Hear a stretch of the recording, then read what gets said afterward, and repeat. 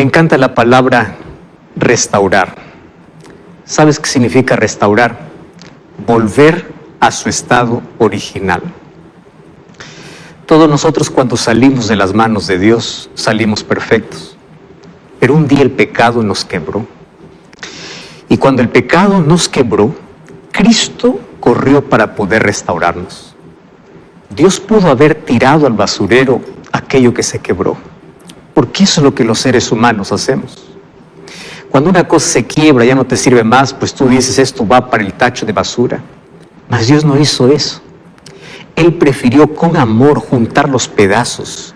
Y tú sabes que cuando juntas pedazos, los pedazos a veces cortan, a veces lastiman.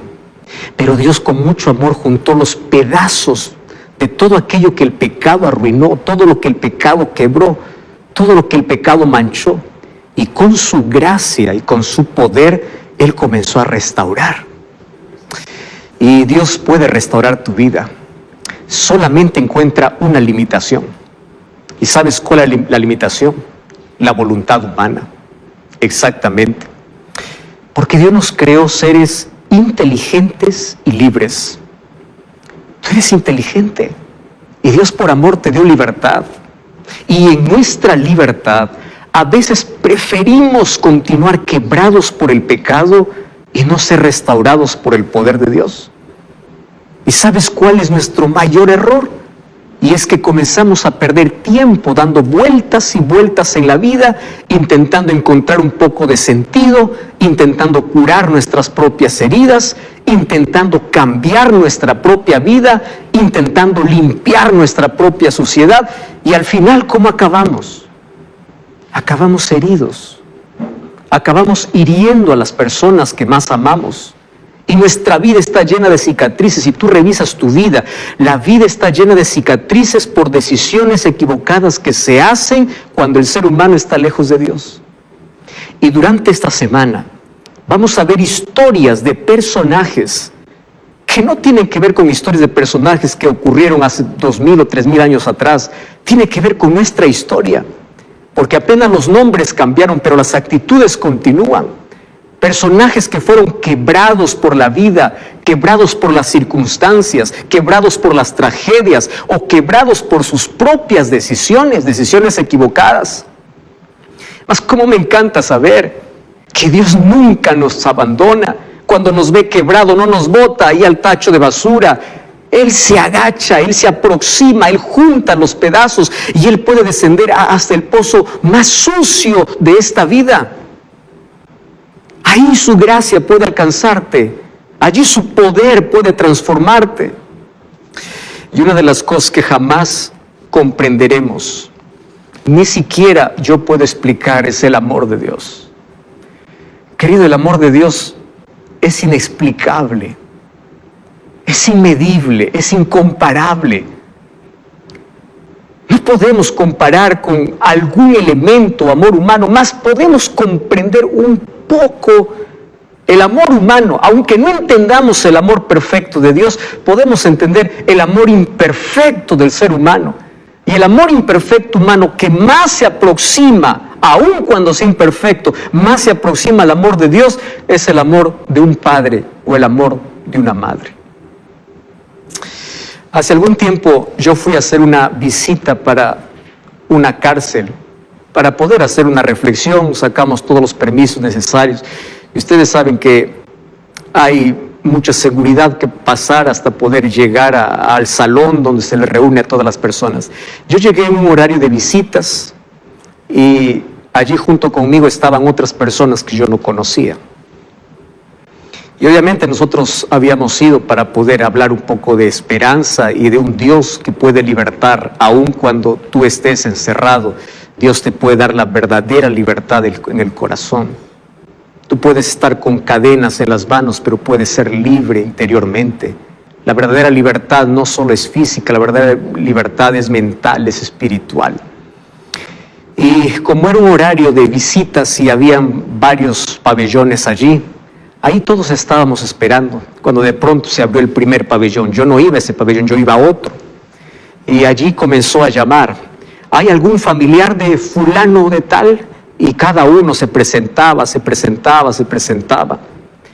Y una escena me tocó tanto, me dolió y me llamó tanto la atención. Entre todos esos nombres que mencionaba, mencionó un nombre, pero en lugar de mencionar el nombre, dijo: aquí hay algún familiar de este asesino. Y sabes que una mayorcita que apenas podía caminar, media encorvadita, estaba con su bastón. Y ella dijo: Señor, ese es mi hijo. Tú no sabes cuánto me dolió. Porque para ese hombre que estaba llamando, ese hombre que estaba dentro era un criminal, y claro que lo era. Todas las etiquetas malas estaban para él, pero para esa mujer era apenas su hijo. Para una madre no existen las etiquetas de los demás.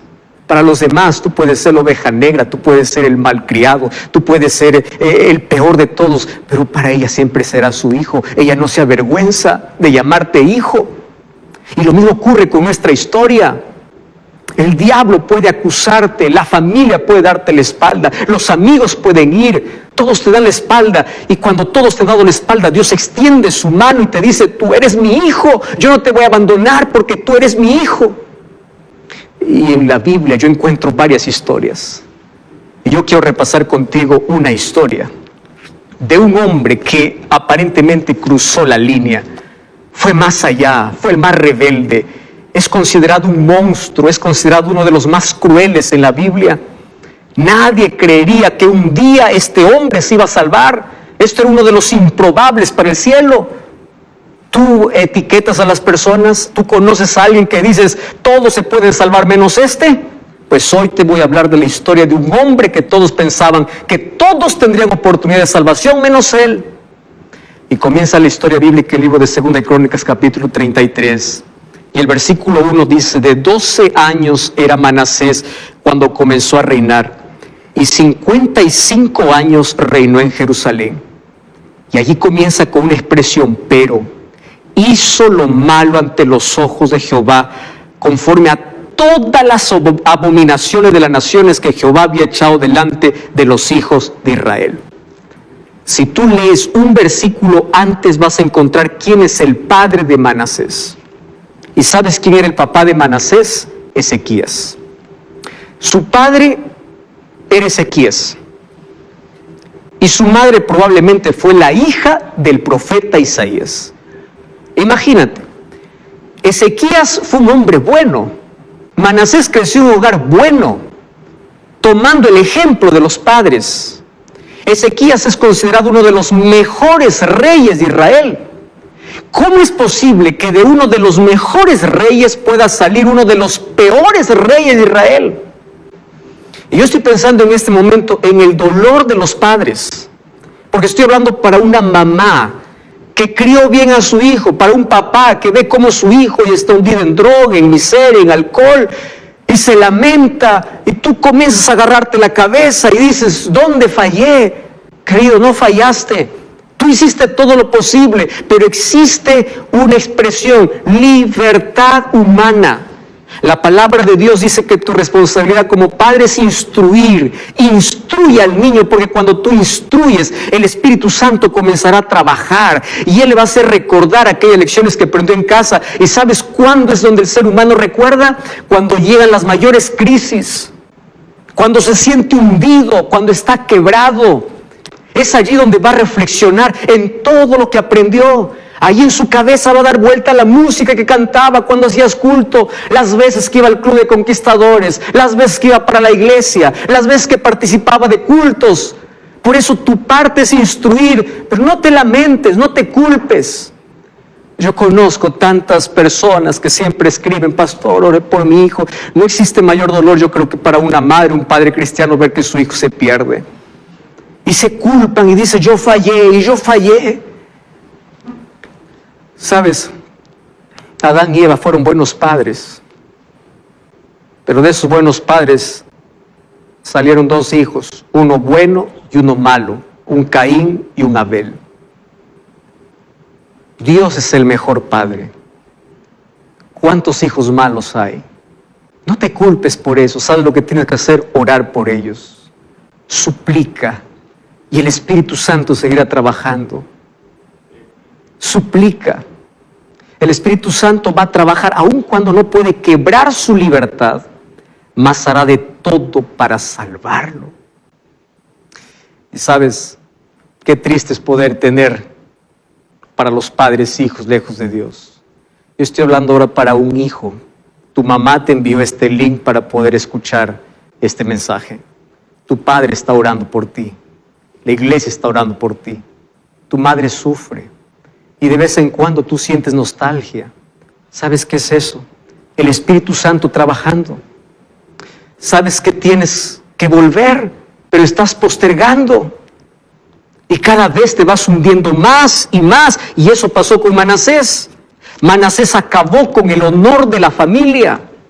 Todo lo que el padre construyó durante años, él lo derribó. Él manchó el honor.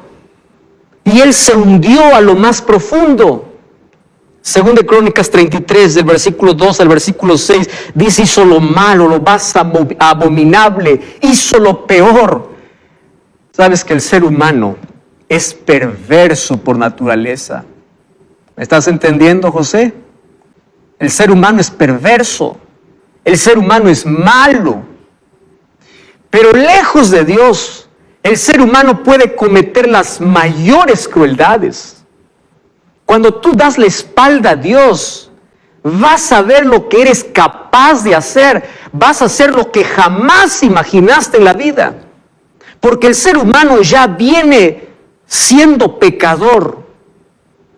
Y cuando éste no busca que Dios pueda restaurar su imagen, la imagen de Cristo en su vida, el ser humano da rienda suelta a sus pasiones, a su perversidad, porque el ser humano es malo. Y a partir del versículo 3 comienza una lista. Dice: levantó altares para dioses falsos. Eso no lo aprendió en casa. Versículo 4 y versículo 5 dice que inclusive metió altares de dioses falsos en la casa de Dios, provocando a Dios. ¿Y sabes hasta qué punto llegó Manasés? En el versículo 6 dice que él pasó a sus hijos por fuego. Colocó a sus propios hijos en los brazos ardientes de un ídolo de metal. ¿Hasta dónde puede ir alguien que conoce a Dios pero da la espalda a Dios? Y la lista continúa, porque allí dice la Biblia que él comenzó a consultar a adivinos, a brujos, encantadores, que eso Dios había dicho que es abominable. O sea, Manasés se excedió en maldad, se excedió en hacer lo malo. Pero no solo eso, él hizo extraviar al pueblo de Dios. Porque el mal arrastra, así como el ejemplo arrastra, también el mal arrastra. ¿Y sabes qué cosa lamentable? Que durante sus 55 años de reinado no hizo nada bueno. Cometió las mayores crueldades. Llegó a cometer la maldad extrema, a tal punto que las cosas que él cometía y el pueblo cometía era peor que la gente que no conocía a Dios. Yo te voy a decir aquí una grande verdad. No importa quién sea la persona, no importa en qué hogar naciste, no importa quién sea, si la persona abandona a Dios, no hay límites para el grado de maldad que puede cometer. No hay límites. Lejos de Dios te puedes hundir y hundir y hundir. Pero algo ocurre. Y ese algo es intervención divina. Mira lo que sucede en 2 de Crónicas capítulo 33, versículo 10. Este es el Dios que me encanta predicar. Este es el Dios que amo. Este es el Dios que predico. Mira, todo lo malo, no hay nada bueno en su historia. Y el versículo 10, habló Jehová a Manasés. O sea, Dios nunca se cansó de hablar. Nunca. El ser humano se aparta de Dios, pero Dios no se aparta del ser humano. Dios le habló, pero ellos no escucharon. Yo quiero que me entiendas, Raquel, Luis, Francisco. Tú que dices, yo soy muy malo y Dios me abandonó. Te voy a decir algo.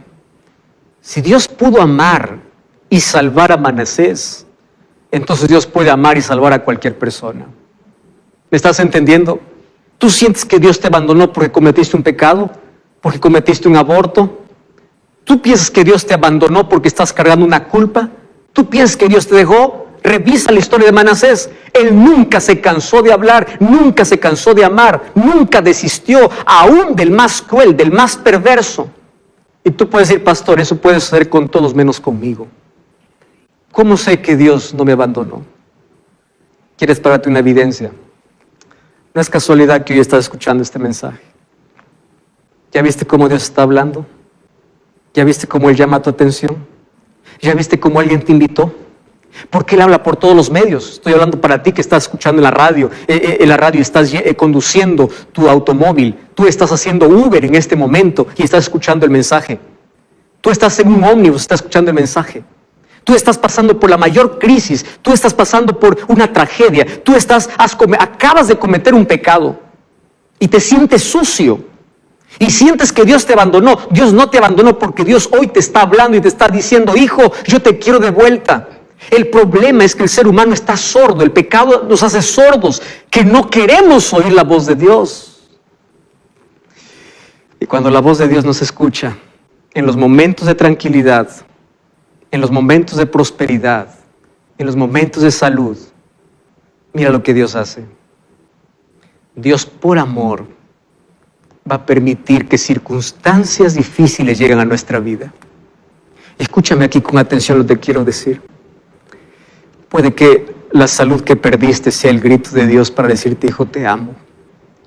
Puede ser que el empleo que perdiste es el grito de Dios diciendo, hijo, te amo. Puede ser que el hijo que perdiste, el familiar que perdiste, es el grito de Dios para salvarte. Porque lo que no aprendemos en la prosperidad, a veces lo entendemos en la adversidad. Hay una frase que dice que un estómago vacío, un bolsillo vacío y un corazón roto es donde el ser humano aprende a escuchar la voz de Dios. Y quiero decirte que esto es un acto de amor. ¿Qué harías tú? Te voy a hacer una pregunta, tú que eres padre. Si hoy supieras que cuando tu hijo sale para la calle va a morir en un accidente, yo te voy a hacer la pregunta, ¿qué harías para impedir que tu hijo salga? Dime qué harías. ¿Le suplicarías? ¿Le rogarías? ¿Te colocarías en la puerta? ¿Hasta amenazarías castigarlo? ¿Permitirías consecuencias para evitar que él muera? ¿Harías eso por amor? Sí. A veces Dios permite por amor, quita su protección para que las circunstancias adversas nos ayuden a sintonizar su voz que hemos escuchado, que hemos olvidado. Y ahí en 2 de Crónicas capítulo 33 versículo 11 dice, Jehová trajo contra los generales del ejército, lo aprisionaron con grillos y atado con cadena lo llevaron a Babilonia, mas luego que fue puesto en angustias, oró a Jehová. Ah, mi querido, cuando somos puestos en angustias donde miramos al cielo. En las noches de insomnio, cuando no puedes dormir, es cuando miras al cielo. En los momentos de dolor, cuando pierdes al ser que más amas, es donde miras al cielo. En la tragedia, cuando llegas al hospital, es cuando miras al cielo. Yo te quiero decir que Dios no es el causante, mas Dios puede usar esas circunstancias. Esas circunstancias pueden ser usadas por Dios para revertirlas en bendición. Cuando yo era adolescente, conocí a una muchacha, una compañera, que ella siempre pedía oración allí en el grupo por su papá. Su papá era tan duro, tan rebelde. Cada vez que la hija le decía, papá, vamos a la iglesia, vamos a la iglesia. Y decía, no, yo a la iglesia jamás voy a pisar. Era un renegado de todo y no quería saber nada de iglesia. Un día aquella hija linda que tenía a los 12 años falleció. Todo un futuro por delante, inteligente, linda, murió. ¿Sabes dónde fue velada ella? En la iglesia. ¿Sabes quién estaba allí en la primera fila? El papá. Aquel hombre que dijo, nunca pisaré la iglesia. Y a partir de allí, él comenzó a escuchar la voz de Dios. Y él después daba su testimonio y decía, ¿cómo es posible que cuando mi hija me rogaba, yo no iba con ella? Ahora que la perdí, recién reconozco que Dios estaba siempre llamando a través de ella, pero nunca quise entender. Por eso, bendita tragedia que te coloca tu mundo hacia abajo para que aprendas a mirar hacia arriba. Manasés fue llevado para Babilonia. ¿Quiénes los llevaron? Los asirios. Tú no sabes cómo eran los asirios. Los asirios eran crueles. ¿Tú sabías que los asirios inventaron la cruz como castigo? En sus conquistas, ellos sacaban la piel de la gente que conquistaban para llevarlos como mantel para su templo. Los asirios cortaban las manos, los pies, las orejas, la lengua, los ojos, mientras las personas estaban vivas. Ellos eran crueles. Así que Manasés no fue llevado con consideración, dice que fue llevado con grillos. Grillos eran ganchos que se colocaban en la nariz. Primero tenían que perforar la nariz, introducir el gancho y jalarlo, tratarlo como un animal. Y así caminó como un animal. Y quiero decirte lo siguiente: cuando la gloria se acaba, cuando el poder se acaba, cuando el dinero se acaba, cuando la salud se acaba, cuando te quedas sin nada, descubres que todo lo que necesitas es de Dios. Y aquí Manasés representa al ser humano que abandona completamente a Dios, que comete los mayores errores, que cosecha el fruto de su desobediencia.